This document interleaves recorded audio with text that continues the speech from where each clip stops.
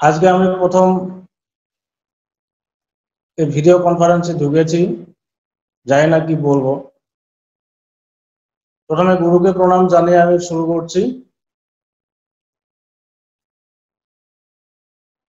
ওম গুরু ব্রহ্মা গুরুর্বিষ্ণু গুরুদেব মহেশ্বর গুরুর সাক্ষাৎ পরম ব্রহ্ম তস্मै শ্রী গুরবে নমঃ। হরে কৃষ্ণ। বলছে আধ্যাত্ম বিদ্যা, ব্রহ্মবিদ্যা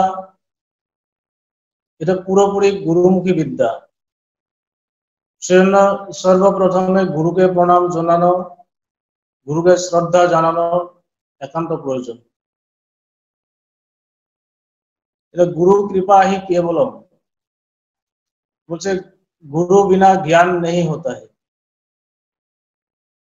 সেজন্য বলছে যে গুরু কৃপা হি কেবলম। আর একটা কথা আমি বলি যে আত্ম কৃপা হি কেবলম। বলছে আমাদের শাস্ত্রে আছে চারটে কৃপার কথা বলা আছে। শাস্ত্র কৃপা, গুরু কৃপা, ঈশ্বর কৃপা, আর একটা হচ্ছে আত্মকৃপা। বলছে আত্মকৃপা বিনে শাস্ত্র আমাদেরকে কৃপা করে, গুরু আমাদেরকে কৃপা করে, ঈশ্বর কৃপাময়, কৃপার বাতাস বয়ে চলেছে, কিন্তু বলছে আত্মকৃপা আমি আমাকে কৃপা করতে হবে। বলছে গীতাতে ভগবান শ্রীকৃষ্ণ বলেছেন, বলছে উদ্ধরেদাত্মান আত্মানাম আত্মানা অবচ্ছাদয়েত। বলছে নিজের মনকে নিজেকে উদ্ধার করতে হবে। বলছে নিজের মনকে এই জনসমুদ্রে অধঃপতনে যেতে দেবে না। বলছে আধ্যাত্মিকতার মূল কথা হচ্ছে মন। এই মন দিয়ে ভগবানকে জানা বা নিজের স্বরূপকে জানা বা আত্মাকে জানা বা ব্রহ্ম জ্ঞান লাভ করা, এটা হচ্ছে অস্ত্র। যে মন আজকে আমার শত্রু, সেই মন কিন্তু একদিন আমার বন্ধু হবে, সেই মন একদিন আমার গুরু হবে, সেই মনে কিন্তু ঈশ্বর। বলছে ঈশ্বরকে খুঁজতে গিয়ে বা আত্মাকে খুঁজতে গিয়ে দেখবো যে শেষে আমি আছি। বাইরে কোনো ঈশ্বর, কোনো ব্রহ্মকে খুঁজে পাওয়া যাচ্ছে না বা যাবে না। ঈশ্বরকে খুঁজতে গিয়ে, ব্রহ্মকে খুঁজতে গিয়ে কিন্তু শেষে দেখবো যে আমি আছি, আমি এসে পরম সত্য স্বরূপ, আত্মস্বরূপ, ব্রহ্মস্বরূপ। তো জানবো কি করে? বলছে মনের সাহায্যে। তো মন তো আমাদের ভীষণ চঞ্চল, মত্ত হাতির মতন বলবান, শক্তিশালী, বায়ুর থেকে আগে আগে যায়। আমি তাকে নিরোধ করতে পারি না, নিয়ন্ত্রণ করতে পারি না। ঠিক সুন্দর কথা বলেছেন গীতাতে ভগবান শ্রীকৃষ্ণ, বলছে চঞ্চল হি মন কৃষ্ণ প্রমাথি বলবৎ দৃঢ়ম তস্যাং নিগ্রহং বায়ুরিব সুদুষ্করম। বলছে এই মনকে আমি আমার নিয়ন্ত্রণে রাখতে পারবো না, আমি একে বশ করতে পারবো না। ভগবান কৃষ্ণ সুন্দর মৃদু হেসে বলেছেন যে ওই বিহাসন করতে বৈরাগ্য গৃহতে তুমি অভ্যাস করো, অল্প অল্প করে প্রতিদিন তুমি অভ্যাস করো, মনকে দেখার চেষ্টা করো, মনকে জানার চেষ্টা করো, তুমি আস্তে আস্তে পারবে। বলছে মানুষের না পারার কিছু নাই পৃথিবীতে, মানুষের সবকিছু পারে, কিন্তু যেটা পারে, যেটা আমরা করি, সেটা হচ্ছে বাইরের জগতের সমস্ত পৃথিবীর যা কিছু আছে সবকিছু আমরা করতে পারি, কিন্তু যেটা করতে ভীষণ কঠিন সেটা হচ্ছে আমি আমাকে সহজ করতে পারি না। সবচেয়ে কঠিন কাজ হচ্ছে নিজেকে সহজ করা। সহজ হলে ঈশ্বরকে পাওয়া যায়, ভাই আত্মার অনুসন্ধান পাওয়া যায়।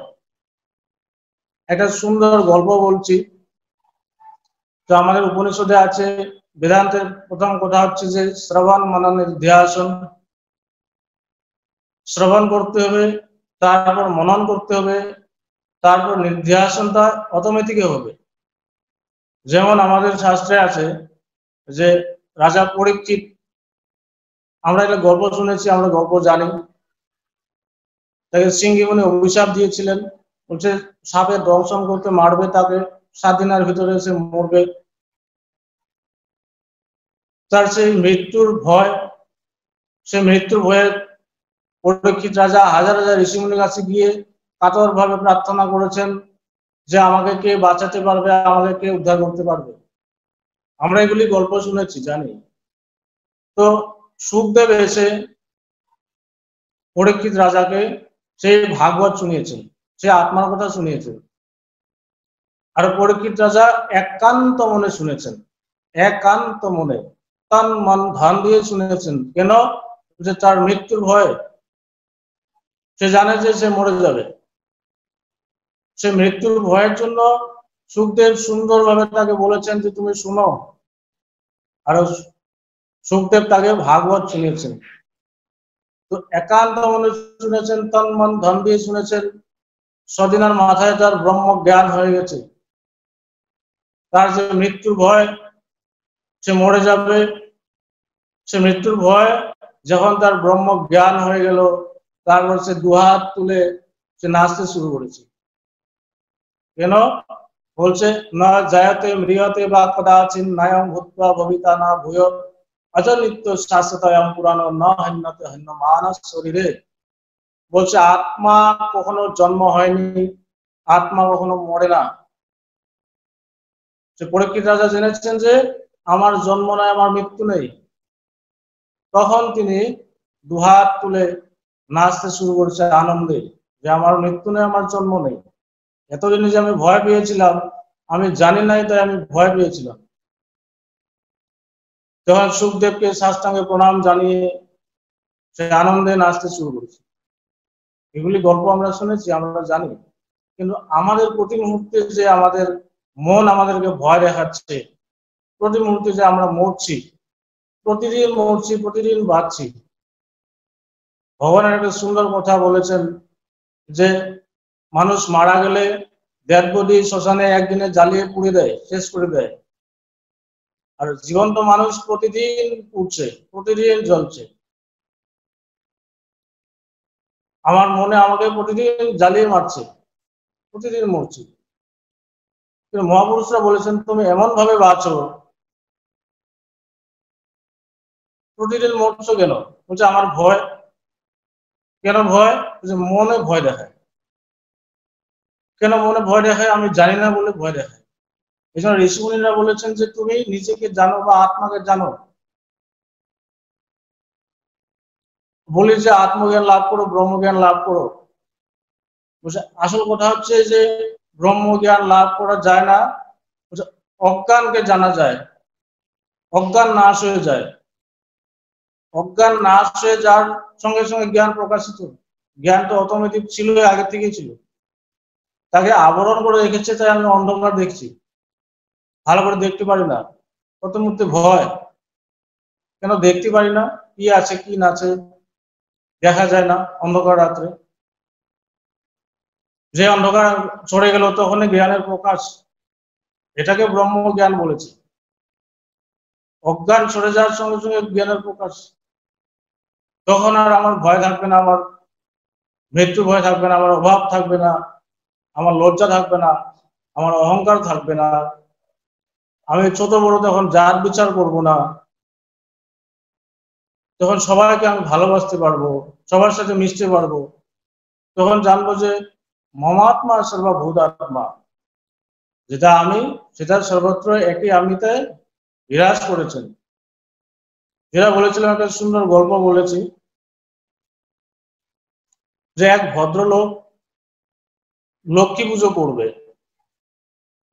তো লক্ষ্মী পুজো করবে, একটা মূর্তির দোকানে গিয়ে দোকানদারকে বলেছে যে আমার বাড়িতে লক্ষ্মী পুজো করবো, একটা সুন্দর দেখে মা লক্ষ্মীর মূর্তি দিল। তো দোকানদার বলছে ঠিক আছে, আমি দেখাচ্ছি আপনাকে। তো দোকানদার মা লক্ষ্মীর মূর্তি, 3টা মূর্তি দেখিয়েছে। তো গ্রাহককে বলেছে আপনি পছন্দ করেন কোনটা নেবেন। তো গ্রাহক দেখে বলেছে যে তিনটা মূর্তি তো সেম টু সেম, কোনো ডিফারেন্স নাই, কোনটার দাম কত? বলছে এটার দাম 500 টাকা, এটার দাম 1000 টাকা, এটার দাম 1500 টাকা। তখন গ্রাহক বলেছে যে একই রকম মূর্তি, কোনো তফাৎ নেই, কোনো ডিফারেন্স নেই, তো দামটা ডিফারেন্স কেন? 500, 1000, 1500? বলছে যেটা 500 টাকার দামের মূর্তি, এটার দুটো কানে বন্ধ আছে, আর যেটা 1000 টাকার মূর্তি সেটার দুটো কানের ফুটোয় খোলা আছে, আর যেটা 1500 টাকার মূর্তি সেটার একটা কানের ফুটো খোলা আছে, একটা কানের ফুটো বন্ধ আছে, এই জন্য এটা সবচেয়ে বেশি দামি 1500 টাকা। এটা একটা সুন্দর একটা গল্প। এই গল্পটার মানে হচ্ছে যে 1500 টাকার যেটা দামের মূর্তি, একটা কান খোলা আছে, একটা কানের ফুটো বন্ধ আছে, সে যত শুনবে সব ভেতরে ঢুকবে, যে শুনবে সব ভেতরে ঢুকবে।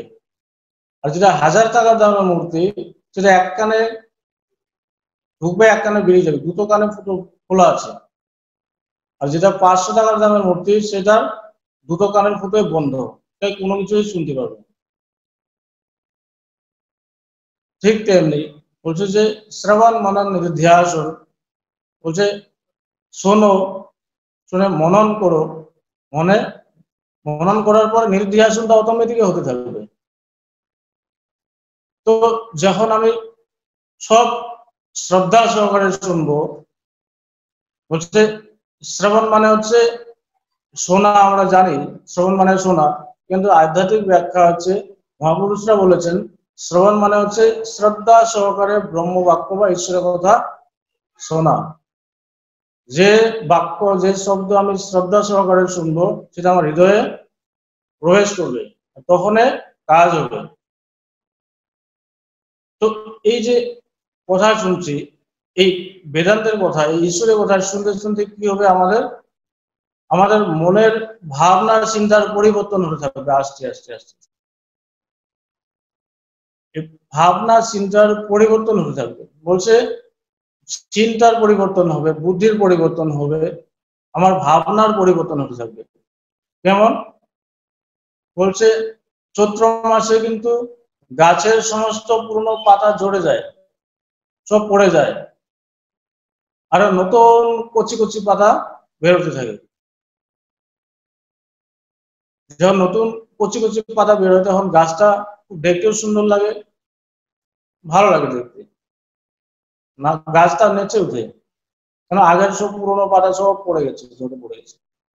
ঠিক তেমনি এই বেদান্ত বাক্য শুনতে শুনতে আমাদের কি হবে, আমাদের মনের পরিবর্তন হবে, বুদ্ধির পরিবর্তন হবে, ভাবনা চিন্তার পরিবর্তন হবে, নতুন নতুন ভাবনা আসবে, নতুন নতুন চিন্তা আসবে, বুদ্ধির বিকাশ হতে থাকবে। আর যে মনটা দিয়ে আমি ভাবছিলাম আগে, সেই মনটা এখন অনেকটা পরিবর্তন হবে। এই শুনতে শুনতে শুনতে শুনতে অজান্তে বলছে জ্ঞান সুবিচারে পাল্টে যায়, অজান্তে পরিবর্তন হতে থাকে। তো বলছি যে যতক্ষণ আমরা শুনবো, ততক্ষণ যেন আমরা মন দিয়ে শুনি। কেন? এটা হচ্ছে আমাদের জীবনের কথা, প্রত্যেকটা মানুষের জীবনের কথা, আমার নিজের কথা। কেন প্রত্যেকটা মানুষই কিন্তু আনন্দে থাকতে চায়, শান্তিতে থাকতে চায়, ভালো থাকতে চায়, কিন্তু ভালো থাকার, শান্তিতে থাকার তারা জানে না কিভাবে আমি শান্তিতে থাকবো, কিভাবে আমি ভালো থাকতে পারবো, কিভাবে আমি আনন্দে থাকবো, আমি জীবনটাকে কিভাবে সুন্দর করবো।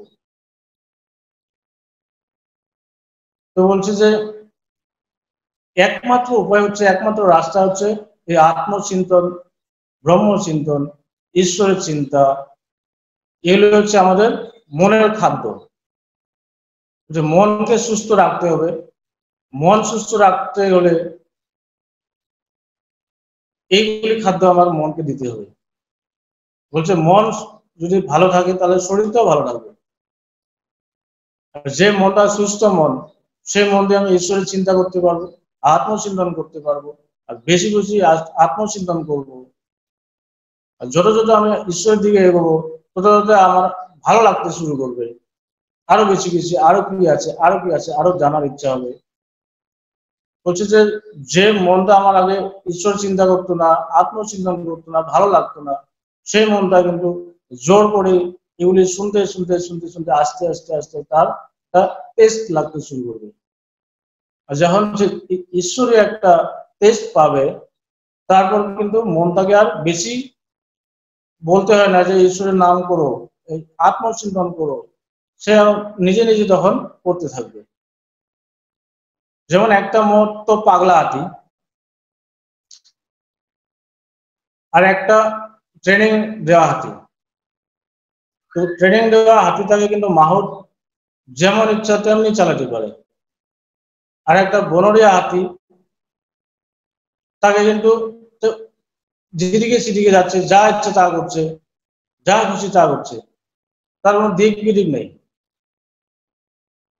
তো যেটা ট্রেনিং দেওয়া হাতি, সে মাহুতের কথা যা বলে তাই শুনে, বসতে বলে বসবে, যেতে বললে যাবে, খেতে বললে খাবে, কিছু কাজ করতে বললে করবে, সব করবে। কেন? তাকে শিক্ষা দেওয়া হয়েছে। তো সেই শিক্ষা দেওয়া হাতিটাই যদি আরেকটা বনরিয়া হাতিকে ধরে আনে, তাকেও আস্তে আস্তে সেই শিক্ষা দেওয়া হাতিটাই কিন্তু হাতিটাকে, সে বনের হাতিটাকে আস্তে আস্তে শিক্ষা দিতে দিতে দিতে সে কিন্তু সেই শিক্ষা গ্রহণ করবে। সে বনরিয়া হাতিটাও কিন্তু তখন এই শিক্ষা দেওয়া হাতিটার মতনে আস্তে আস্তে আস্তে আস্তে সেও সেই রকমের হয়ে যাবে। ঠিক তেমনি আমার মনটা, যে মনটা চঞ্চল, যে মনটা আমার কষ্ট দেয়, দুঃখ দেয়, অশান্তি করে, সেই মন কিন্তু এক সময় কি হবে, আস্তে আস্তে আমার বন্ধু হয়ে যাবে। যখন আমার মনে আমার কথা শুনবে, তখন আমি যা ইচ্ছা তা আমার মতো করতে পারবো। তখন আমি আর মনের কথা আমি শুনবো না, যখন আমার মধ্যে সে মন চলতে হবে। আমার মধ্যে যখন মন চলবে, আস্তে আস্তে আস্তে আস্তে কি হবে, মনটা ঈশ্বর রঙে রাঙিত হয়ে যাবে, আত্মার রঙে রাঙিত হয়ে যাবে। এটাকে বলছে যে আত্মানো হিয়াত্মানো বন্ধুর আত্মা রিপুর আত্মা না। তখন সেই শত্রু মনটা বন্ধু হয়ে যায়, সেই বন্ধু মনটা মিত্র হয়ে যায়, সেই মিত্র মনটা একসময় গুরু, সে তখন কি হয়, আস্তে আস্তে আস্তে আত্মার সঙ্গে মিলেমিশে একাকার হয়ে যায়। তখন আর মন বলে কিছু থাকে না।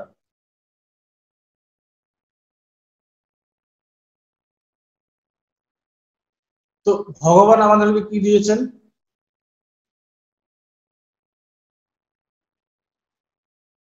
ভগবান আমাদেরকে দিয়েছেন একটা জীবন, নতুন একটা জীবন। হচ্ছে বেদান্ত সোসাইটি, এটা বিশাল জাহাজ। এই জাহাজের হচ্ছে জন্মের থেকে মহাসাগরের জন্য তৈরি।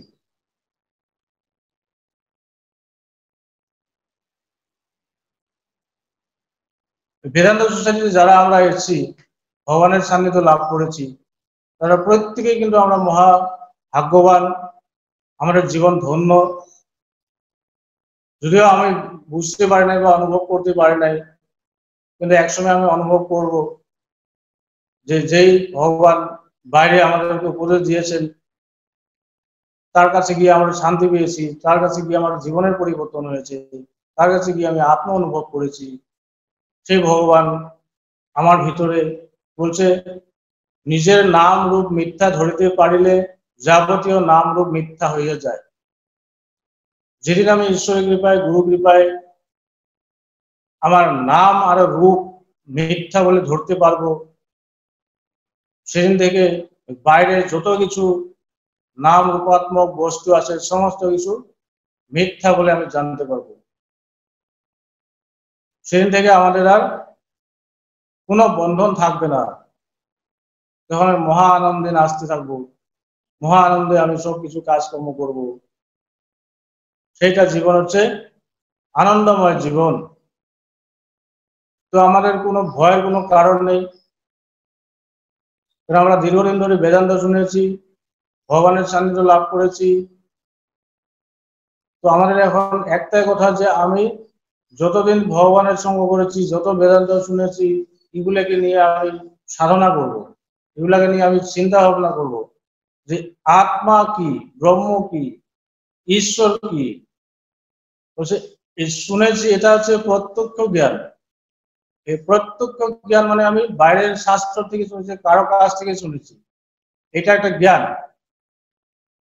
কিন্তু যেদিন আমি আমার অন্তরাত্মাকে বুঝতে পারবো, আমি আমাকে অনুভব করব, সেদিনে হবে এটা প্রত্যক্ষ জ্ঞান যে আমি আত্মস্বরূপ বা ব্রহ্মস্বরূপ। আমার কোনো ভয় নেই, আমার কোনো অভাব নাই, আমার আনন্দ দরকার নাই, আমার নিরানন্দেরও দরকার নাই, আমার সুখ নাই, আমার দুঃখ নাই। বুঝছে দুঃখেষু অনভিঘ্নত মনা সুখেষু বিগত স্পৃহা ভীত রাগ ভয় ক্রোধা স্থিতধীর মুনির উচ্চাতে। বুঝছে মহা দুঃখে আমি উদ্বিগ্ন হব না, মহা সুখে আমি বিগলিত হব না, ভীত রাগ ভয় ক্রোধ কোনো কিছু আমার কোনো কিছু করতে পারবে না, আমার কোনো কিছু স্পর্শ করতে পারবে না। তখন তাকে বলে স্থিত প্রজ্ঞাস্তাদু উচ্চতে। সেই জায়গায় আমাদের প্রত্যেককে পৌঁছাতে হবে। আমাদের লক্ষ্য হচ্ছে আত্মজ্ঞান বা ব্রহ্মজ্ঞান। বুঝলে ঠাকুর রামকৃষ্ণদেব সুন্দর বলেছেন যে মনুষ্য জীবনের একমাত্র উদ্দেশ্য ঈশ্বরকে লাভ করা। একটা সুন্দর কথা, সহজ কথা ঠাকুর বলেছেন যে কি বলেছেন যে কাঁঠাল খাওয়ার আগে হাতে তেল মেখে নিতে হয়, না হলে কি হবে কাঁঠালের আঠা হাতেও লাগবে মুখেও লাগবে। এই জন্য বলছে যে কাঁঠাল খাওয়ার আগে হাতে তেল মেখে নিতে হয়। খুব ছোট্ট কথা কিন্তু মারাত্মক কঠিন কথা। বলছে আমি যদি হাতে তেল না মেখে খাই, আমার হাতেও লাগবে মুখেও লাগবে, যেখানে ধরি সেখানে লাগবে।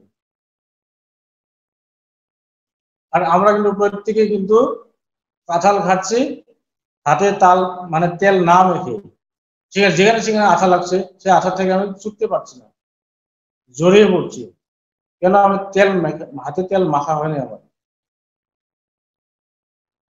যে আমি জগৎ সংসার যে ব্যবহার করছি, এই সমস্ত বস্তু, সংসারের বস্তু, জগতের বস্তু, প্রত্যেকটা বস্তুতে কিন্তু আমার আঠা লাগিয়েছে। আমার মনকে আমি ছড়াতে পারছি না, যত চেষ্টা করছি তত বেশি বেশি করে আরো জড়িয়ে পড়ছি।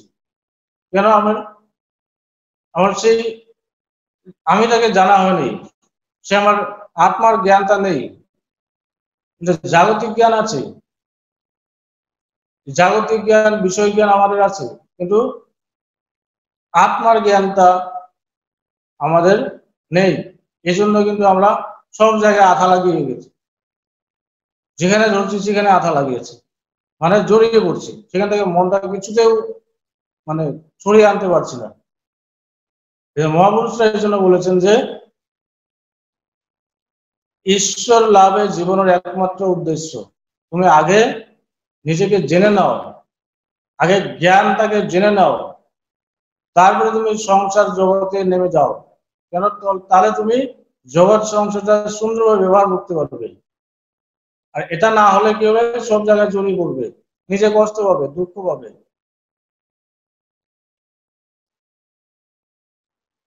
তো আমি যদি জ্ঞানটাকে জানি বা নিজেকে জানি, জানার পরে যখন আমি এই জগৎ সংসার ব্যবহার করব, তখন আমি পরিষ্কার জানতে পারবো যে আমি কোনো কিছুর সাথে এখানে জড়িয়ে পড়বো না। কেন? এগুলি সব নাম রূপ মিথ্যা। যেমন বলছে নিজের নাম রূপ মিথ্যা ধরিতে পারিলে যাবতীয় নাম রূপ সমস্ত মিথ্যা হয়ে যায়। যখন আমি নিজেকে এই শরীরটা পরিবর্তনশীল, এটা সত্য না, মন সত্য না, বুদ্ধি সত্য না, চিত্ত সত্য না, অহংকার সত্য না, এগুলি যদি সত্য না বলে আমি জানি যে আমি স্বয়ং সত্য স্বরূপ, আমি আত্মস্বরূপ, ব্রহ্মস্বরূপ, আমার না বন্ধন আছে, না আমি মুক্ত, আমি যে রকমে ছিলাম সেরকমই আছি। বলছে প্রথম জ্ঞান হলে কি হয়, বলছে আমার কোনো বন্ধন নাই, আমার মুক্ত না, আমি এইরকমই ছিলাম, কিন্তু এখন আমি জানি যে আমি বন্ধনে আছি। আর প্রথম তো আমাকে জানতে হবে যে আমি বন্ধনে আছি না মুক্ত, মানে মুক্ত হয়ে আছি। যদি বন্ধন হয়ে আছে তাহলে মুক্ত হওয়ার চেষ্টা। তো বন্ধন যদি আমি না জানি যে আমি বন্ধনে আছি, তাহলে মুক্ত হওয়ার চেষ্টাটাও আসবে না, ইচ্ছাটাও হবে না। এই জন্য বলছি যে আগে তুমি নিজেকে জেনে নাও, নিজের স্বরূপকে জানো। নিজের স্বরূপকে যখন আমি আস্তে আস্তে জানতে পারবো, সে তারপরে কি হবে, এই জগৎ সংসার সুন্দরভাবে আমি ব্যবহার করতে পারবো, কোনো কিছুর সাথে আমি জড়াবো না, জড়িয়ে পড়বো না। বলছে চিন্তা, চিন্তার কর্ম, কর্মর ফল। এইভাবে প্রত্যেকটা পৃথিবীর মানুষের কর্ম করছে, আরো কর্মর ফল ভোগ করছে। এটা ভগবান বুদ্ধদেব সুন্দর একটা গল্প বলেছেন যে চিন্তা, চিন্তার কর্ম, কর্মর ফল। এটা আমরা প্রত্যেকটা মানুষে এইভাবে কর্মফল ভোগ করছি। প্রথম আমার মনে চিন্তা ওঠে, চিন্তা ওঠার পরে আমরা কর্মটা করি, কর্মটা করার পরে একটা ফল আসে। প্রত্যেকটা চিন্তারে, প্রত্যেকটা কর্মরে একটা একটা ফল আসে। ভালো চিন্তার ভালো কর্ম ভালো ফল, খারাপ চিন্তা ভালো, খারাপ কর্ম খারাপ ফল। এভাবে আমরা প্রত্যেকটা মানুষের কর্মফল ভোগ করছি। তো ভগবান বুদ্ধদেবকে তার শিষ্যরা জিজ্ঞেস করেছে যে গুরুদেব, কর্ম কি, চিন্তা কি, আমাদেরকে একটু সুন্দরভাবে বুঝিয়ে দিন। তখন বুদ্ধদেব বলেছেন ঠিক আছে, আমি একটা তোমাদেরকে সুন্দর গল্প বলি, তাহলে বুঝতে পারবে। তো শিষ্যরা বলেছেন ঠিক আছে গুরুদেব বলুন। তো ভগবান বুদ্ধদেব গল্পটা শুরু করেছেন, বললো যে এক রাজা আর একজন প্রজা হাতি নিয়ে ভ্রমণে গেছে। তো হাতি নিয়ে ভ্রমণে গেছে, অনেক দূর ঘুরে ঘুরে ঘুরে ঘুরে ঘুরে ঘুরে সে একটা বাজারে ঢুকেছে। তো বাজারে ঢুকে একটা প্রথম দোকান পেল, দোকানটা কাঠের দোকান। তো সে কাঠ লাকড়ি বিক্রি করে, মানে কোন রকম দোকানটা চলে। তো হাতিটাকে দাঁড় করিয়েছে সেই দোকানের সামনে, আর প্রজাকে বলেছে যে প্রজা হাতি থেকে নামো। রাজা হাতির থেকে নেমে পড়েছে। নেমে পড়ার পর রাজা প্রজাকে বললো যে প্রজা এদিকে আছে, শুনো। বলছে এই লোকটা, এই যে কাঠের দোকানি, এই লোকটাকে না আমার কেন জানি ফাঁসি দেওয়ার খুব ইচ্ছা হয়েছে। মানে এটা তীব্র, মানে এটা চিন্তা বারবার আসতেছে আমাকে, মানে খোঁচাচ্ছে যে এই লোকটাকে ফাঁসি দিব আমি। আমি সেই রাজ্যের রাজা, আমি যা ইচ্ছে তা করতে পারি। কিন্তু রাজার বারবার চিন্তা করছে এই লোকটাকে ফাঁসি দেওয়ার এই চিন্তাটা বারে বারে আসছে কেন আমার। প্রজাকে বললো, তখন প্রজা বললো যে মহাশয় আমরা ফিরে চলি, চলুন হাতিতে বসুন। তারপরে রাজা প্রজার কথা শুনে হাতিতে উঠলো, উঠার পর প্রজা হাতিতে উঠে দুজনে আবার সে রাজবাড়িতে ফিরে গেল। ফিরে যাওয়ার পর যখন ঘরে গেল, ঘরে যাওয়ার পরে রাজা সিংহাসনে বসে খুব চিন্তা মগ্ন হয়েছে যে এই চিন্তা আমার বারে বারে কেন আমাকে কষ্ট দিচ্ছে। প্রজাকে বললো তুমি এক কাজ করো, তুমি বাজারে যাও, বাজারে গিয়ে সেই কাঠের দোকানে যাবে, গিয়ে লোকটার সাথে কথা বলবে। তো ঠিক আছে মহাশয়। তো প্রজা রাজার আদেশে সে বাজারে গেল, গিয়ে সেই চন্দন কাঠ বিক্রি করতো সেই লোকটা, সে কাঠের দোকানে গেছে, গিয়ে জিজ্ঞেস করেছে যে তোমার দোকান কেমন চলে, কিভাবে তুমি চলো। অনেকক্ষণ ধরে কথাবার্তা আলাপ করছে। তখন দোকানদার বলেছে যে দোকান আমার ভালো চলে না, কোন রকম চলি, ভালো না দোকান। তাহলে তুমি কিভাবে চলবে? তো সমস্ত বললো দোকানদার যে আমার তো পরিবার, বড় পরিবার, এই দোকান করে আমার চলে না, মানে কোন রকম বেঁচে আছে আর কি, খেয়ে পড়ে। তো আমার প্রজা বললো যে তুমি কি ভাবছো, কি করবে ভবিষ্যতে? দোকানটা তো একটু বড় বড় করতে হবে। তখন দোকানদার বললো প্রজাকে যে আমি ভেবেছি, আমি একটা চিন্তা করেছি, যে আমি কম দিনের মধ্যে বিরাট বড়লোক হবো, বিরাট টাকার মালিক হবো। বলে কিভাবে? বলছে এই রাজ্যের যখন রাজা মারা যাবে তখন তো আমার চন্দন কাঠ সমস্ত কিনে নিয়ে যাবে, তখন আমি অনেক টাকা পাবো, তখন আমি ধনী হয়ে যাবো, অনেক ধন হবে, আমার অনেক টাকা পয়সা হবে। আচ্ছা, প্রজা বললো যে আচ্ছা।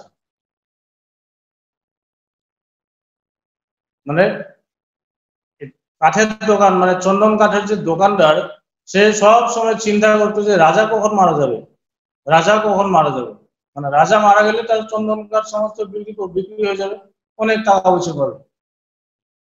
এই কথা শুনে প্রজা দোকানদারকে বললো ঠিক আছে, তুমি কয়েকটা আমাকে চন্দন কাঠ দিয়ে দেবো, রাজার জন্য আমি নিয়ে যাবো। তখন সুন্দর করে কয়েকটা, একটা মানে কি করে বেঁধে সুন্দর করে কয়েকটা লাকড়ি চন্দন কাঠের প্রজাকে দিয়ে দিল। বলেছে ঠিক আছে, তুমি টাকা দিতে হবে না, আপনি নিয়ে যাবেন। বলে না না, আমি এমনি কেন নেব, টাকা দিয়ে নেব। যা টাকা হতো সেই টাকা দোকানদারকে দিয়ে সে চন্দন কাঠ নিয়ে গেল। নিয়ে গিয়ে তো রাজা কাছে গিয়েছে, রাজা অপেক্ষা করছে যে প্রজা কখন আসবে, কি খবর, কেন আমার এই ভাবনা চিন্তা আসছে। তো প্রজা গিয়ে যখন পৌঁছেছে রাজার কাছে, তখন প্রজা গিয়ে বললো যে মহাশয়, এই দোকানদারটা খুব ভালো, খুব ভালো। বলে আরে কেন? বলে আপনার জন্য চন্দন কাঠ পাঠিয়েছে। বাহ! তো আমার তো ওকে ফাঁসি দেওয়ার বারে বারে চিন্তা ভাবনা আসছিল, কিন্তু এত সুন্দর ভাবনা চিন্তা করছে। কিন্তু প্রজা কিন্তু গিয়ে বলছে সে প্রজা কিন্তু রাজাকে বলেনি যে দোকানদার যে ভেবেছিল যে রাজা কবে মারা যাবে, কবে মারা যাবে। প্রজা গিয়ে সুন্দরভাবে রাজাকে বলেছে যে সেই কাঠের দোকানদারের কি সুন্দর ভাবনা চিন্তা, রাজার জন্য চন্দন কাঠ পাঠিয়েছে। তো রাজা শুনে অবাক হয়ে গেছে, আরে তাকে আমার ফাঁসি দেওয়ার জন্য এত ইচ্ছা, এত ভাবনা চিন্তা হচ্ছিল, লোকটা এত সুন্দর লোক। তারপর রাজার মন সঙ্গে সঙ্গে পাল্টে গেল। তো রাজার তার প্রতি এটা করুণা আসলো। তো প্রজাকে বললো দাঁড়াও দাঁড়াও, তুমি দাঁড়াও, এক কাজ করি। তো রাজা গিয়ে তার লোকার থেকে একটা সোনার মোহর নিয়ে আসছে। সোনার মোহরটাকে প্রজাকে বলেছে যে এই মোহরটা নিয়ে যাও, নিয়ে গিয়ে সেই দোকানদারকে দিয়ে দিবে। এত ভাবনা, সুন্দর ভাবনা চিন্তা, আমাকে এত ভালোবাসে, ওর দোকানটা একটু বড় হোক আরো। তো প্রজা সেই সোনার মোহরটা নিয়ে আবার সে কাঠের দোকানদারকে দিয়েছে, বলেছে এটা রাজা আপনাকে দান করেছে, এটা দিয়ে আপনি দোকানটাকে বড় করবেন। সুন্দর গল্প। ভগবান বুদ্ধদেব বলেছেন তার শিষ্যদেরকে যে ভাবনা চিন্তার আমাদের কিভাবে পরিবর্তন হয়, মানুষের কিভাবে ভাবনা চিন্তার পরিবর্তন হয়।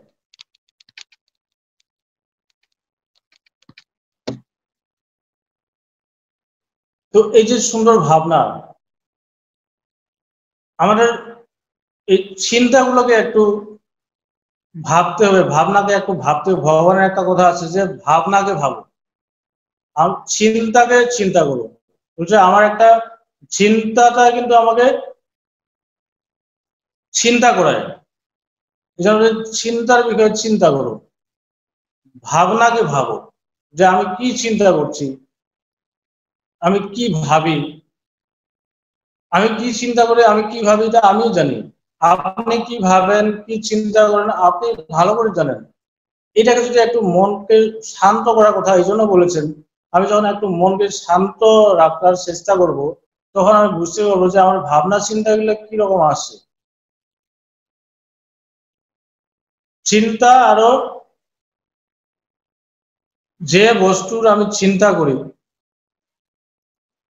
ধরো আমার একটা হাতে কিছু হয়েছে, এটা একটা চিন্তা, হাতে একটা মানে কেটেছে, এটা একটা চিন্তা, কেটেছে এটা কখন ঠিক হবে, এটা একটা চিন্তা। এই হাতের কাটাটা ঠিক হওয়ার থেকে কিন্তু আমার চিন্তাটা আমাকে বেশি চিন্তিত করে।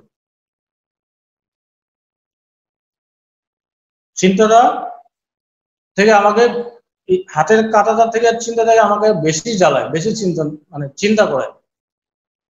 এই জন্য বলছি যে চিন্তার বিষয় চিন্তা করো, ভাবনাকে ভাবো। আমি যদি আমার মনকে, আমার চিন্তা ভাবনাকে যদি আমি একটু আস্তে আস্তে নিয়ন্ত্রণ করতে পারি, কিন্তু আস্তে আস্তে কিন্তু বলছে বহির্মুখী মনকে আমি আস্তে আস্তে যখন অন্তর্মুখী করতে পারবো, তখন বুঝতে পারবো যে আমি আসলে কি। আমি তো জানি যে আমি একটা শরীর, আমার একটা নাম আছে,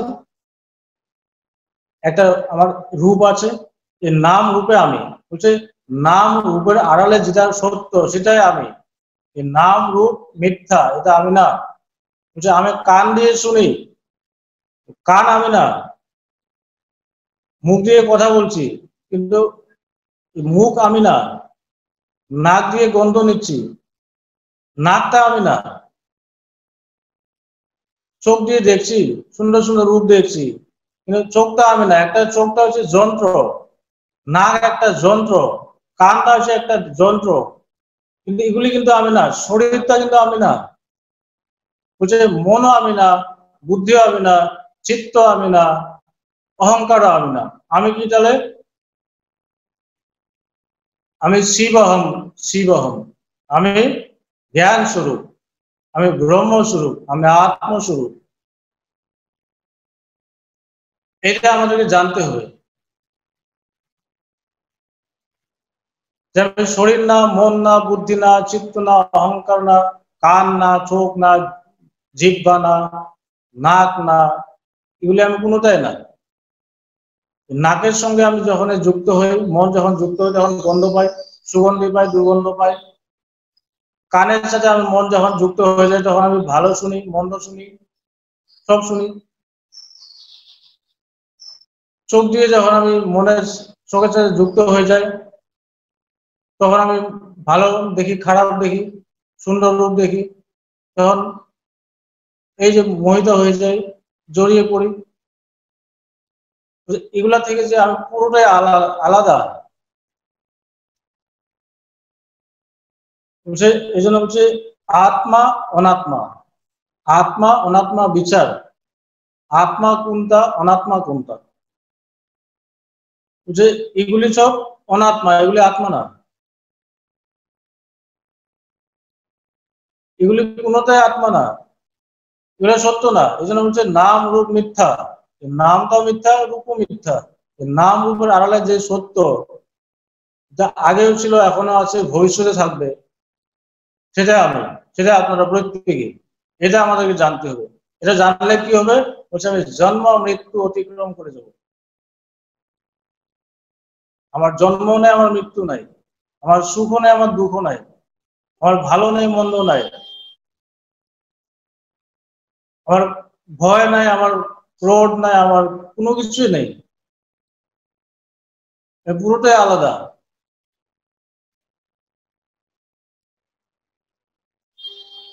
এটা আমাদের জানতে হবে। আর বেদান্তের আসল কথা হচ্ছে ব্রহ্মজ্ঞান বা আত্মজ্ঞান, বা নিজের স্বরূপকে জানা, বা সত্যকে জানা। এই সত্যকে জানাটাই আমাদের উদ্দেশ্য। আর বলছে যে 84 লক্ষ জনে ভ্রমণ করে এই মনুষ্য জন্ম, এই মনুষ্য জন্ম পেয়ে যদি আমি আমার আমি কি আমি জানতে না পারি, আমার স্বরূপকে জানতে না পারি, তাহলে এই জন্মটা বেকার। আবার সেই 84 লক্ষ জনই ভ্রমণ করতে হবে, কুকুর, গরু, ব্যাং, সাপ, ছাগল, ঘোড়া, হাতি, যত কিছু আছে পৃথিবীতে, কীট পতঙ্গ, সমস্ত কিছু অতিক্রম করে করে আবার মনুষ্য জন্ম নিতে হবে। বলছে আমি যেরকম কর্ম করি সেরকমই আমার পরজন্মে সেই রকমের ফল গ্রহণ করব।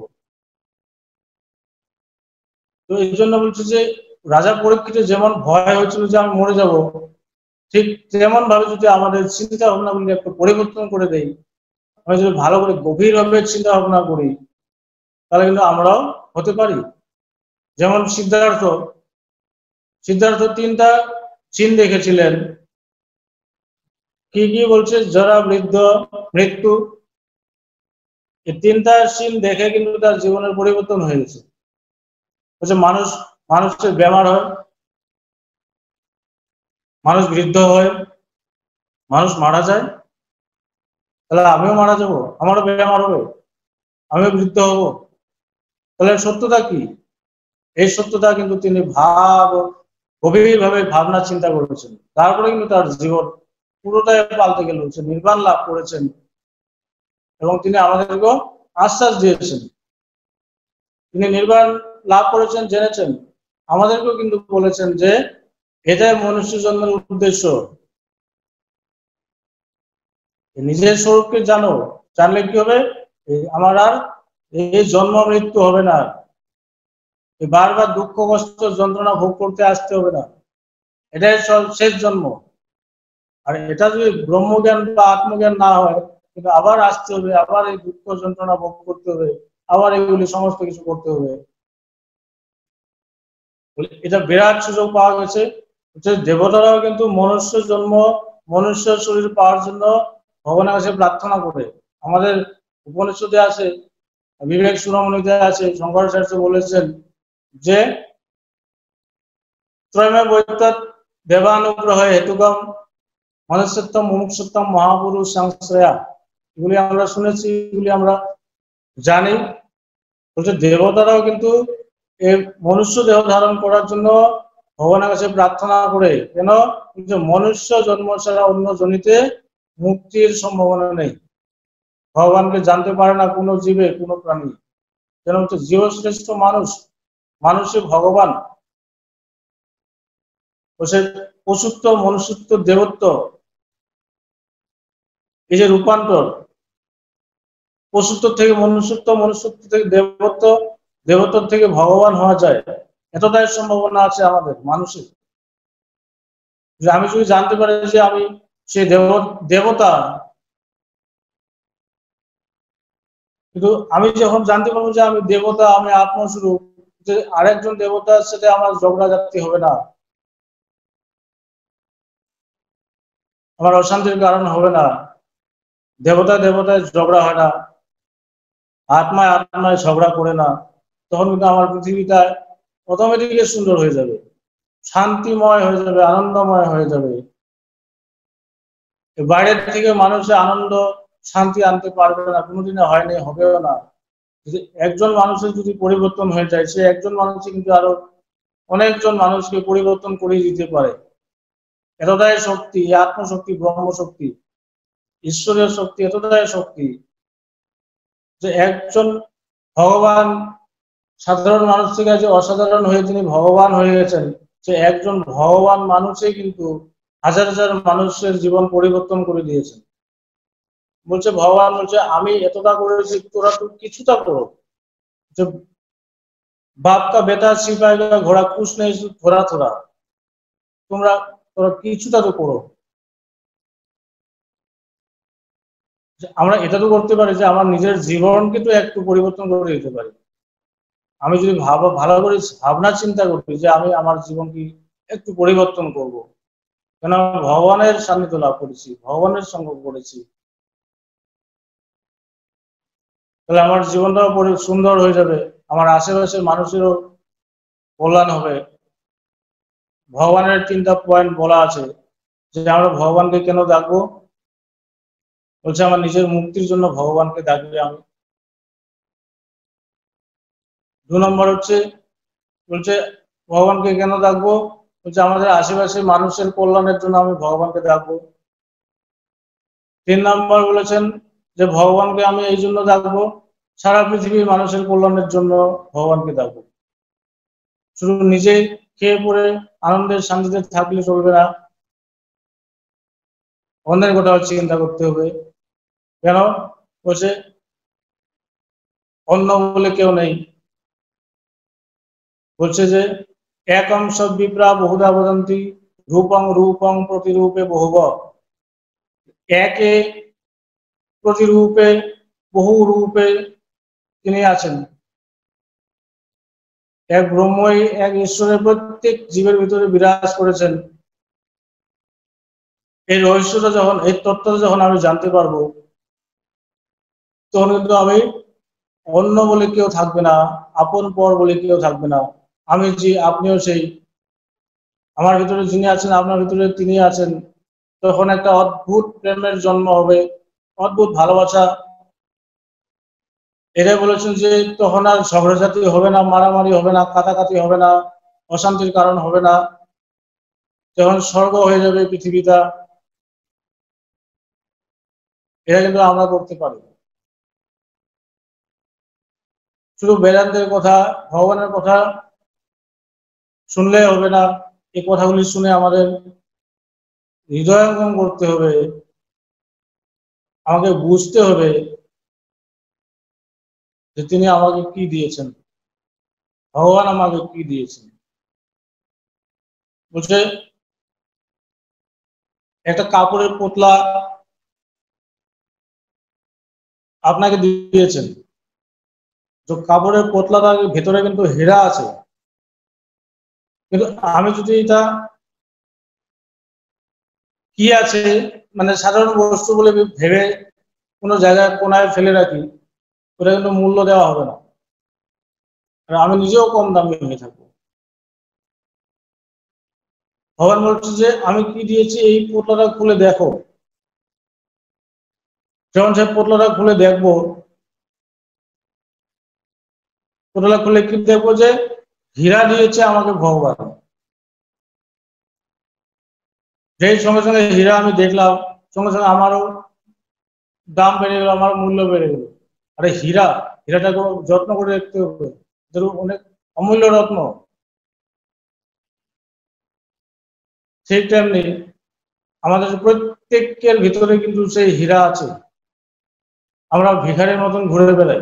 ভিখারি মানে বাইরের অভাব, বাইরের অর্থনৈতিক অভাব, এটা বলতে না। ভিখারি মানে হচ্ছে যে আমি বাইরে থেকে আনন্দ চাইছি, শান্তি চাইছি, জানতে চাইছি। না না, ভগবান বলছে না না, তোমার ভিতরে দেওয়া আছে, তুমি তাকে ভেতরে বলছে বহির্মুখী মনকে অন্তর্মুখী করো আস্তে আস্তে। তখন বুঝতে পারবে যে তোমার ভিতরে কি আছে। এটাই ঠাকুর রামকৃষ্ণদেবের কথা, আমাদের কথামৃতে আছে যে সাধক 4 প্রকারের সাধক আছে, 4 প্রকারের সাধক, যে প্রবর্তক, সাধক, সিদ্ধ, সিদ্ধের সিদ্ধ, এই 4 প্রকারের সাধক আছে। যারা প্রবর্তক, প্রবর্তক কাকে বলে? বলছে পূজা পার্বণ মানে এগুলি করে করে ভগবানকে খোঁজা, ঈশ্বরকে খোঁজা। কোথায় ঈশ্বর আছেন? মন্দিরে যাওয়া, পূজা পার্বণ করা, পূজা অর্চনা করা, এগুলি করা মানে মানে ভগবানকে খুঁজছে, তাকে বলে প্রবর্তক। সে প্রবর্তক যখন সাধক হয়, সাধক কি করে? সে সাধনা করছে ঈশ্বরকে পাওয়ার জন্য। বাইরে খুঁজে খুঁজে খুঁজে খুঁজে কিন্তু ভগবানকে আর কোনো অনুসন্ধান পেল না, সে প্রবর্তককে বাইরে খুঁজে বেড়াচ্ছে। প্রবর্তক যখন সাধক হবে, তখন সে ভগবানের গুণগান করবে, সে ভগবানের শাস্ত্র পড়বে, সে একটু ধ্যান করবে, সে একটু জপ করবে। এই সাধনা করতে করতে করতে কি হবে, আস্তে আস্তে আস্তে আস্তে তার মন, বাইরে যে খুঁজছিল ঈশ্বরকে, সেই বাইরের খোঁজার মনটা কিন্তু আস্তে আস্তে তার ভেতরে আসতে থাকবে। আর তার কাছে আস্তে আস্তে একসময় ভিতরে যখন প্রবেশ করবে মন, তখন সে অনুসন্ধান পাবে যে আমার ভিতরে তিনি আছেন, মানে অনুসন্ধান পেল, সে সাধক, প্রবর্তক সাধক হলো।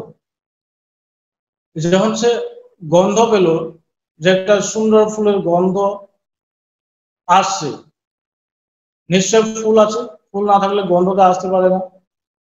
যে ফুলটা আসছে কোথা থেকে, তখন সে ফুলটাকে খুঁজতে থাকে। সে ফুলের গন্ধটা পেলো, ওটাকে সাধক বলে। ফুলের গন্ধটা যখন পেলো, তারপরে তার সাধক কি করবে, ফুলটাকে খুঁজে বার করার জন্য চেষ্টা করবে।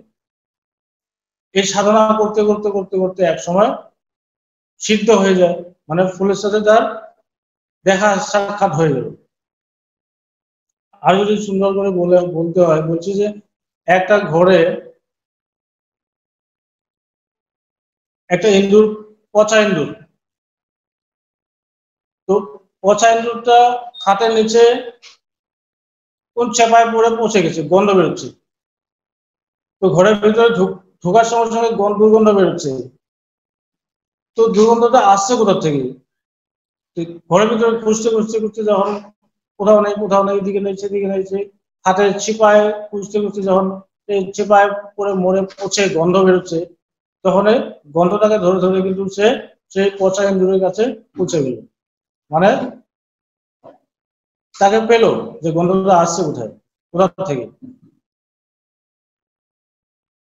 তাকে দেখা হয়ে গেল। তারপরে বলছে যে সিদ্ধেরও সিদ্ধ, বলছে একটা ঘরে মালিক শুয়ে আছে, সে অন্ধকার ঘর, রাত্রিবেলা অন্ধকার, সে মালিকের সাথে দেখা করার জন্য ঘরে ঢুকেছে। তো প্রথম ঘরে ঢুকে জ্বালানাতে হাত দিয়েছে, বলছে এটা না, মানে নেটি নেটি করেছে, আস্তে আস্তে ফুটছে। জানালাতে হাত দিল, এটা তো জানালা, এটা না। তারপরে একটু আরো ভিতরে ঢুকে দরজাতে হাত দিল, দরজাতে হাত দেওয়ার পরে বলছে এটাও তো চিনি না, এটাও না। তারপরে আবার একটু প্রবেশ করলো ভিতরে প্রবেশ করে আবার টেবিলে হাত পড়লো, টেবিলে হাত পড়া বলছে যে এটাও না। তারপরে আবার কিছু হাতটাতে বিছানায় যখন হাত পড়ে গেল, এটা বিছানা, এটাও না। তারপরে যখন ভালো করেছে, মানে হাত বুলিয়ে দেখলো, চারিদিকে হাতটি দেখলো, তখন দেখলো যে বাবুর গায়ে হাত পড়ে গেছে, মানে মালিকের গায়ে হাত পড়ে গেল। যেই মালিকের গায়ে হাত পড়ে গেল, তার সঙ্গে সঙ্গে অনুভব হয়ে গেল যে আছেন, মালিক আছে, মালিককে পেয়ে গেছে। তখন সে আস্তে করে লাইটটা জ্বালিয়ে দিল, লাইটটা জ্বালার পর কি হলো, মালিককে পুরোটাই দেখা হলো। তখন মালিক উঠলো, উঠে তার সাথে আলাপ শুরু করলো, কথাবার্তা শুরু হলো। কথাবার্তা শুরু হতে হতে কি হলো, তার সাথে একটা বিরাট প্রেমের মিলন হয়ে গেল। মালিকের সাথে প্রেমের একটা মিলন হয়ে গেল। সেই মালিক তখন কি করলো, সেই সাধককে তার যত ধন ঐশ্বর্য আছে, এই রুমে সোনা আছে, এই রুমে মুক্তা আছে, এই রুমে হীরা আছে, এই রুমে টাকা পয়সা আছে, সমস্ত কিছু হাত ধরে ধরে তাকে মালিকে সাধককে সমস্ত কিছু দেখিয়ে সুন্দর করে বুঝিয়ে দিল। তখন মালিক যতটা জানে, সেই সাধকও ততটাই জানে। মানে যত কিছু মালিকের বস্তু আছে, সমস্ত কিছু মালিক তাকে সমস্ত কিছু সুন্দর করে দেখিয়ে বুঝিয়ে সব দিয়ে দিল। এই হচ্ছে সাধক, প্রবর্তক, সাধক, সিদ্ধ, সিদ্ধেরও সিদ্ধ। সিদ্ধেরও সিদ্ধ মানে হচ্ছে মালিকের যত কিছু আছে, সোনা রূপা মুক্তা হীরা টাকা পয়সা যত কিছু আছে, সমস্ত কিছু তাকে দেখিয়ে দিল। তখন মালিক আরো সাধক একাকার হয়ে গেল। এটাকে বলে সিদ্ধেরও সিদ্ধ। ঠিক তেমনি বলছে যে আমাদেরও সেই মন দিয়ে খুঁজতে হবে, যে কাঁচা আমিটাকে পাকা আমিতে নিয়ে যেতে হবে। পাকা আমি, কাঁচা আমিটাকে পাকা আমিটাকে নিয়ে তার সাথে পরিচয় করে যখন দিয়ে দিব, তখন আর কাঁচা আমিটা আমাকে আর যন্ত্রণা করতে পারবে না, কিন্তু মনে কিন্তু নিয়ে যাবে। যে আমি করে সবসময় সে আমিটাই যন্ত্রণা দেয়। মন কিন্তু আমাদেরকে বেশি যন্ত্রণা দেয় না। মনে দুনিয়ার খবর নিয়ে আসে, নিয়ে আসার পরে কি হয়, আমি তাকে লাগে, আমি তার কষ্ট হয়, আমি তার দুঃখ পাই। আমিটা হচ্ছে সমস্ত জঞ্জালের মূল, সমস্ত অশান্তির মূল হচ্ছে আমিটাই। আমিটা যত যত ক্ষয় হবে, যত যত আত্মার কাছাকাছি যাবে, তত তত কিন্তু সে আস্তে আস্তে আস্তে আস্তে আমার দুঃখ কষ্ট যন্ত্রণা কমে আসবে। সে আমিটা একসময় কি হবে, সে পাকা আমির সাথে একাকার হয়ে যাবে।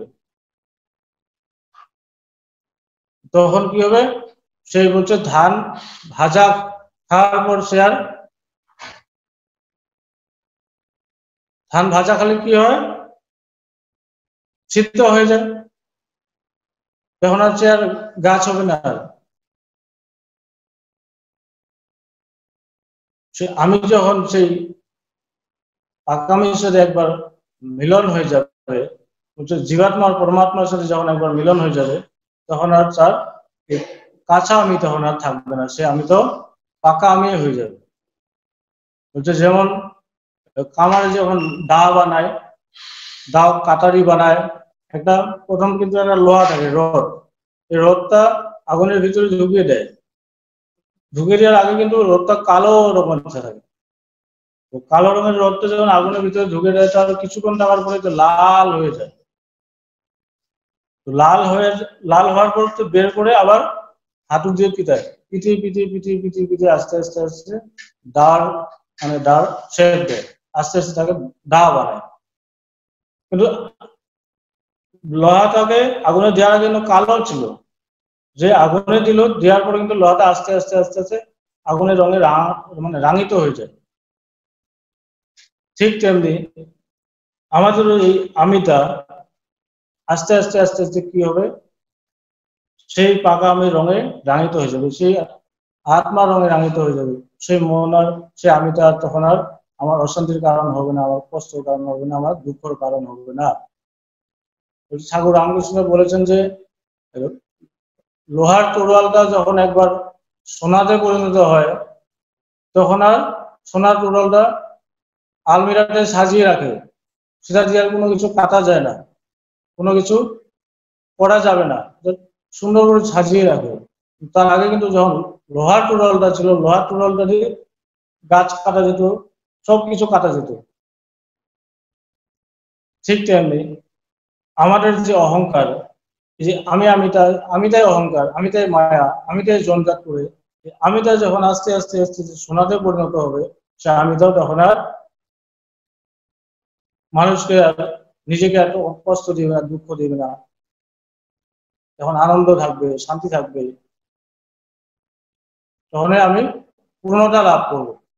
যে বাইরের জগতের বস্তু, যত বস্তু, সমস্ত পৃথিবীর বস্তু, কোনো কিছু দিয়ে মনকে পূর্ণ করা যাবে না, মন কখনোই পূর্ণ হবে না, কখনোই সে শান্ত হবে না, যতক্ষণ না পর্যন্ত সে আত্মার অনুসন্ধান না পেয়েছে, ঈশ্বরের অনুসন্ধান না পাওয়া পর্যন্ত আমার মন কখনোই পূর্ণ হবে না, কখনোই সে শান্ত হবে না।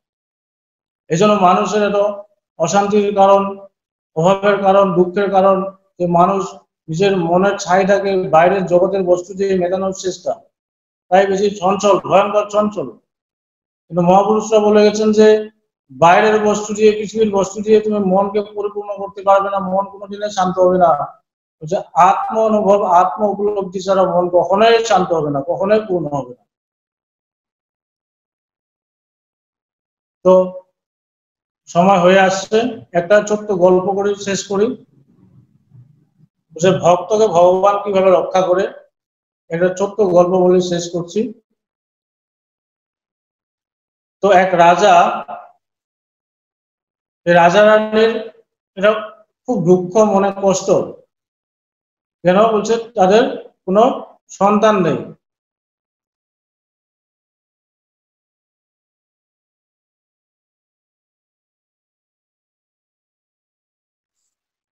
রাজার সন্তান নেই, খুব দুঃখ রাজা রানীর।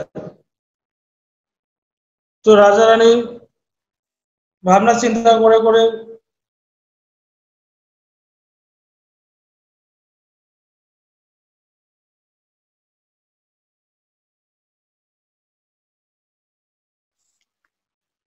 একদিন এক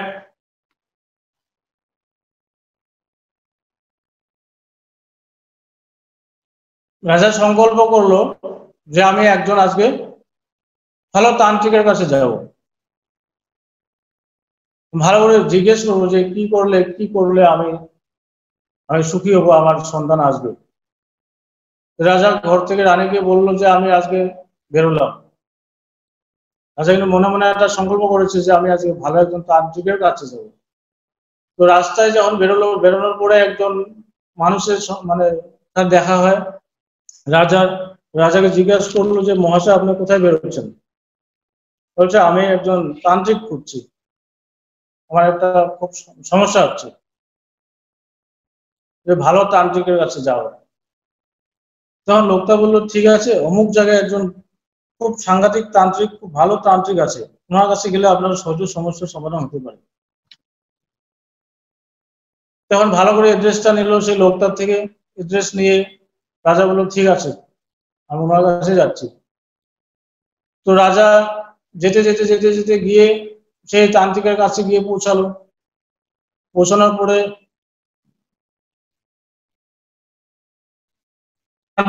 আপনি কোথা থেকে এসেছেন? বললো অনেক দূর থেকে আসছি আমি। দেখ কি সমস্যা, আপনার কি হচ্ছে? বলে অনেক দিন হয়ে গেল, তো আমার কোনো সন্তান সন্ততি নেই, এটা মনে দুঃখ, এটা মনে কষ্ট, যে আপনি কিছু করুন, আপনি কিছু করে দিন। তখন তান্ত্রিক বললো ঠিক আছে আপনি বসুন আমি আসছি। তো তান্ত্রিক কিছুক্ষণ পরে চলে আসলো। আসার পরে রাজাকে বললো যে মহাশয় আপনাকে একটা নরবলি যজ্ঞ করতে হবে, পারবেন কি? বলছে হ্যাঁ আমি তো এই রাজ্যের রাজা, আমি সেই যজ্ঞ করতে পারবো। বলছে এই যজ্ঞ করলে আমার সন্তান আসবে? বলছে হ্যাঁ আপনার এই যজ্ঞ করলে সন্তান আসবে। আপনি একটা বড় নরবলি যজ্ঞ করেন, একটা বাচ্চাকে সেই যজ্ঞে বলি দিতে হবে, তারপরে আপনার সন্তান আসবে। রাজা বললো ঠিক আছে আমি এটা করতে পারবো। তারপরে রাজার একটা মনে একটা মানে আশ্বাস পেলে, একটা আনন্দ আনন্দ ভাব। তো তান্ত্রিক থেকে সে ফিরে আসবে, তান্ত্রিককে জিজ্ঞেস করলো যে কবে করবো এই যোগ্যতা? কিন্তু আপনি আগে একটা বাচ্চার খোঁজ নিন, হ্যাঁ যে যাকে বলি দিতে হবে, তারপরে আমাকে খবর পাঠাবেন, আমি চলে যাব, আপনি আপনাকে বলে দিব যে কোন দিন যোগ্য করতে হবে। তো রাজা ফিরে আসলো বাড়িতে। আসার পর রানী জিজ্ঞেস করলো কি হলো মহাশয়? বলছে রানী একটা সুখবর পেলাম, যে একজন তান্ত্রিকের কাছে গিয়েছিলাম, তান্ত্রিক বলল যে একটা বড় যজ্ঞ করতে হবে, সেই যজ্ঞে একটা বাচ্চাকে বলি দিতে হবে, তারপরে আমাদের সন্তান আসবে সংসারে। তাই বলেছেন? বলে হ্যাঁ। তো ঠিক আছে করা যাক মহাশয়। তো এখন কে বাচ্চা দিবে, কাকে বলি দিবে, এটা মহা সমস্যা, কার বাচ্চা দিবে বলি দিতে? তো রাজা রানী চিন্তা ভাবনা করে, আলাপ আলোচনা করে ঠিক করলো যে যে আমাকে একটা বাচ্চা দান করবে তাকে আমি আধা সম্পত্তি দিব, মানে আধা রাজ্য আমি দিয়ে দিব। এটা রাজা সংকল্প করলো, ঠিক করলো, করে সবাইকে এই খবরটা জানিয়ে দিল যে যে আমাকে একটা বাচ্চা দান দিবে তাকে আমি আধা রাজ্যের সম্পত্তি দিয়ে দেবো। এই খবর চারিদিকে ছড়িয়ে পড়লো। তো সবাই সব খবর শুনলো, শুনে শুনে না, রাজা মানে বাচ্চাকে বলে দিবে, এটা এই বাচ্চাকে দান দেওয়া যাবে না। তো সমস্ত রাজ্যে যখন খবর গেছে যে একটা বাচ্চাকে দান দিতে হবে, আধা রাজ্যের সমস্ত ধন সম্পত্তি দিবে রাজা। তারপরে একটা বাড়িতে 4 ভাই, 3 ভাই, একটা বাড়িতে 3 ভাই ছিল। তো 3 ভাইয়ের ছোট ভাই মানে স্কুলে পড়ে না, কোনো কাজকর্ম করে না, সাধু মহাপুরুষের কাছে যায় আর কি আনমনা হয়ে থাকে, ঈশ্বর ঈশ্বর করে ঘুরে বেড়ায়। তো যেই বাবা মা 2 ভাই এই খবর শুনে, রাজার খবর শুনে বলল যে আমার তো ছোট ছেলে কোনো কাজের না, ও তো ঘুরে বেড়ায়, তো সাধু সঙ্গ করে কোন মন্দিরে মন্দিরে ঘুরে বেড়ায়, পড়াশোনা করে না, কাজকর্ম করে না, কিছুই করে না, ওকে দেওয়া যাক, রাজাকে দান করা যাক। আর রাজা তো বলেছে যে রাজ্যের আধা ধন সম্পত্তি দিবে যে একটা বাচ্চা রাজাকে দান করবে। তো আমার এই ছোট ছেলেকে দেওয়া যাক। তো দুই ভাই মিলে বাবা মা চারজনে আলাপ আলোচনা করে ঠিক করলো যে ছোট ছেলেকে সে রাজাকে দান করবে। তো রাজার কাছে সেই খবর পৌঁছে গেল যে অমুক ছেলেকে মানে একটা ছেলেকে দান দিবে আর কি রাজাকে। তো রাজা যখন জানতে পারলো যে একটা ছেলে পাওয়া গেছে এটাকে মানে বলি দেওয়ার জন্য দান করবে, তখন রাজা আরো মানে আনন্দিত হলো। তাকে তারপর তান্ত্রিকের কাছে খবর পাঠালো রাজা যে একটা বাচ্চাকে পাওয়া গেছে, যে আপনি কবে যোগ্যতা করবেন। তাহলে বলছে যে কালকে করা যাক, আপনি জোগাড়পাতি করেন, মানুষকে বলেন কিছু মানুষকে, আর বাচ্চাটাকে রেডি করে রাখবেন, আমি কালকে আসবো। তো পরের দিনে রাজা সব জোগাড়পাতি করেছেন যজ্ঞ করার জন্য। আর যে বাচ্চাটাকে দান করবে সে বাবা মা বাচ্চাটাকে নিয়ে গেছে, গিয়ে রাজাকে সমঝিয়ে দিয়েছে যে এইটা বাচ্চা আমার, এটা আপনার কাছে দান করলাম। তো রাজা বললো ঠিক আছে, এই বাচ্চাকে তো বলে দিতে হবে, আজকে এটা যোগ্য হবে আমার। বলে আপনি যা করেন করবেন, আমি দান করলাম, মানে রাজ্যের আধা ধন সম্পত্তি দিবে বলেছে রাজা। সেই লোভে তার বাবা মা দুই ভাই বাচ্চাটাকে দান করেছে। তো বাচ্চাটাকে দিয়ে আসলো। তারপর তান্ত্রিকও আসলো। তান্ত্রিক আসার পরে সেই যজ্ঞ শুরু হবে কিছুক্ষণ পরে। সমস্ত জোগাড়পাতি হয়ে গেছে, অনেক লোকজন চারিদিকে, যেখানে যজ্ঞ করবে সেখানে সুন্দর একটা পরিবেশ তৈরি করেছেন। তারপর যখন সবকিছু রেডি হয়েছে, রেডি হওয়ার পর বাচ্চাটাকে সুন্দর করে স্নান করিয়েছে, নতুন জামা কাপড় পরিয়েছে। তো এখন যজ্ঞ, যেখানে যজ্ঞ হবে সেখানে বাচ্চাটাকে নিয়ে আসছে। একদিকে তান্ত্রিক বসেছে, চারিদিকে লোকে ভর্তি, একদিকে রাজা মহাশয় বসেছে। তারপরে তান্ত্রিক রাজা মহাশয়কে বলেছে যে বাচ্চাটাকে আপনি জিজ্ঞাসা করেন মহাশয় যে ওর কিছু খাওয়ার ইচ্ছা বা দেখার ইচ্ছা বা কিছু করার ইচ্ছা আছে নাকি, কিছু তার ইচ্ছা আছে নাকি, যদি থাকে তাহলে পূর্ণ করে দাও। তাকে তো কিছুক্ষণ পরে বলে দেওয়া হবে, তাকে জিজ্ঞেস করেন। তারপর রাজা বাচ্চাটাকে জিজ্ঞেস করলো যে বাবা, তোকে তো কিছুক্ষণ পরে বলি দেওয়া হবে, তোর কিছু খাওয়ার বা পড়ার কিছু ইচ্ছা আছে নাকি তোর? যদি তোমার কিছু ইচ্ছা থাকে আমি ইচ্ছাটা পূর্ণ করে দেবো, বলো কিছু ইচ্ছা থাকবে। কারণ ছেলেটার কোনো ভয় নাই, কোনো সে বিন্দাস আছে, তাকে যে কিছুক্ষণ পরে বলি দিবে তার কোনো ভাবনা চিন্তা নাই, তার ভয় নাই, বিন্দাস আছে। বলছে আমার কোনো কিছু দরকার নেই, কোনো কিছু আমার ইচ্ছা নেই, তবে একটা কথা মহাশয়, বলছে বালা আমাকে এক বস্তা বালা এনে দিতে পারবেন? বালা? হ্যাঁ, এক বস্তা বালা এনে দিতে পারবেন? বলে হ্যাঁ পারবো। বালা দিয়ে তুমি কি করবে? বলে আমাকে দরকার, বালা এক বস্তা এনে দিন তাহলে হবে। তবে রাজা প্রজাকে বললো যে এক বস্তা বালু নিয়ে আসে। তো এক বস্তা বালু এনে বাচ্চাটার সামনে রাখলো, যে বাবা তুমি কি করবে, বালা দিয়ে করো, কিছুক্ষণ পরে তোমাকে বলি দিতে হবে, পুজো করতে হবে, যজ্ঞ করতে হবে। ঠিক আছে আমি করছি। বাচ্চারা বলছে আমি করছি।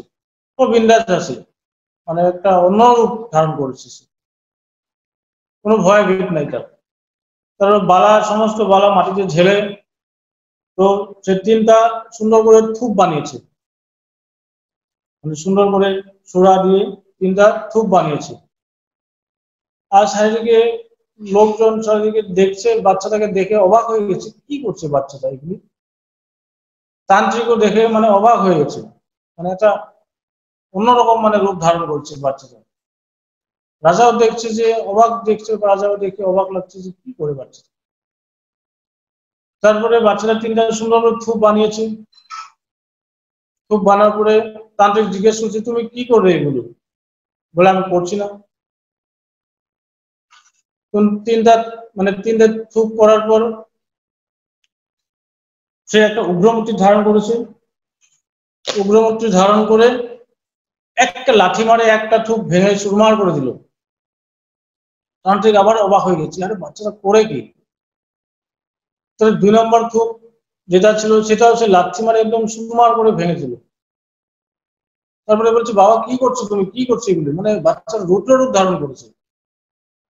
বলে আমি করছি, আমার কাজ আমি করছি। 3 নম্বর থুপটা সেটাকে সে শাস্তাকে প্রণাম করেছে। তারপর রাজা মহাশয় বলছে যে বাবা তুমি থামো থামো, তুমি কি করছো এগুলো?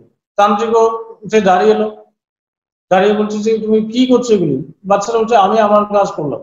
বলে কি করলে? এগুলি যে দুইটা সুন্দর করে বানালে আবার ভাঙলে কি করলে?